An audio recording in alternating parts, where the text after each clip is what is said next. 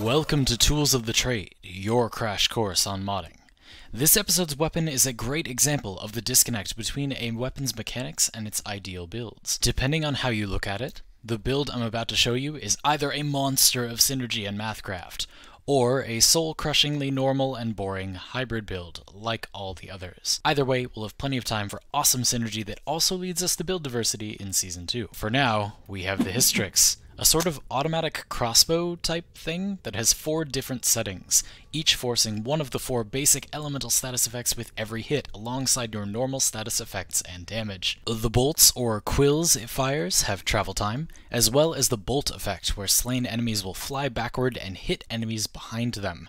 And it's got average accuracy, it has a pretty small magazine, and reasonably fast reload speed. You can't switch your forced base elemental status type while firing, so you have to shoot much slower overall if you want to spread different kinds of status effects, like this.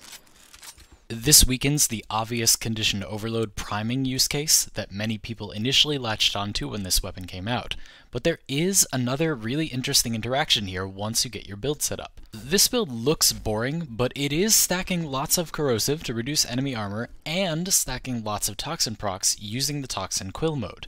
You end up with even more damage than you'd normally get, since your enemies will have their armor reduced, and toxin proc damage over time is inhibited by armor, unlike slash proc damage. And speaking of those toxin quills, although the forced elemental procs don't affect your modded damage, they can interact with your mods in one strange way. Let me explain. Toxin, heat, and electricity status effects deal damage, and that damage is based on a simple formula that combines your weapon's total modded base damage with your weapon's total modded elemental damage of the appropriate element, and then divides by 2 for your final damage on each proc or damage tick of a proc. So basically, the higher your weapon's base damage and relevant elemental damage, the higher the damage your procs will deal. The strange part is that these calculations don't care whether elements are combined or not when looking for modded elemental damage.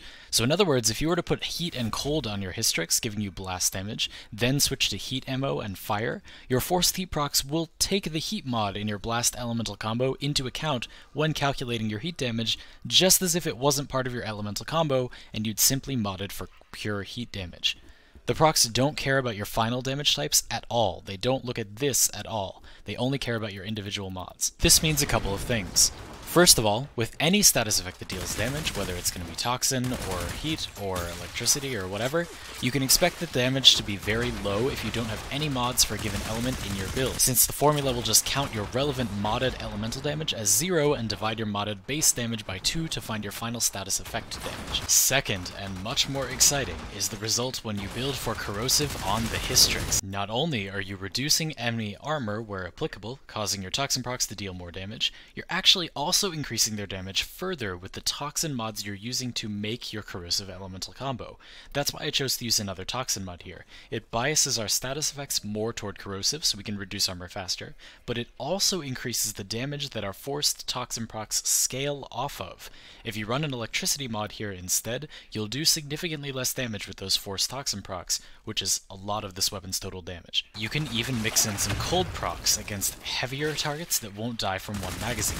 So if you fire off most of your magazine, or an entire magazine, or a few magazines, and then put in just one cold procs slow down how fast status effects expire without changing how often they tick for damage, effectively adding to your total status effect damage. So you'll get a lot more mileage out of your stack of status effect procs with a little cold proc alongside them. Now, as we close out this rather long episode of Tools of the Trade, I want to highlight the fact that synergy has this deceptive effect where it feels powerful, even if it isn't, because of how you know things are fitting together and working in tandem. That makes you think of multiplication and scaling.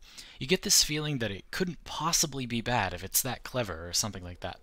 But this doesn't necessarily mean that you should actually use a weird build that synergizes with a weapon or frames mechanics or whatever just because you can. I know this is obvious to some of you. Where I come from, this is called being cute in a video game, but it has to be said, now that we're talking about this mathcrafty stuff, sometimes it's a bummer, but you just want to ignore the weird mechanics and make a simple, strong build. And even when the synergy is worth dipping into, as I believe it is here with the Hystrix, the results are still often pretty boring at first glance. It's easy to feel like something with this level of synergy couldn't possibly look so boring, but sometimes it will. Ultimately, the Hystrix raw damage per second is rather low, and all of these mechanics in the background just explain how it gets to the point that it can kill things.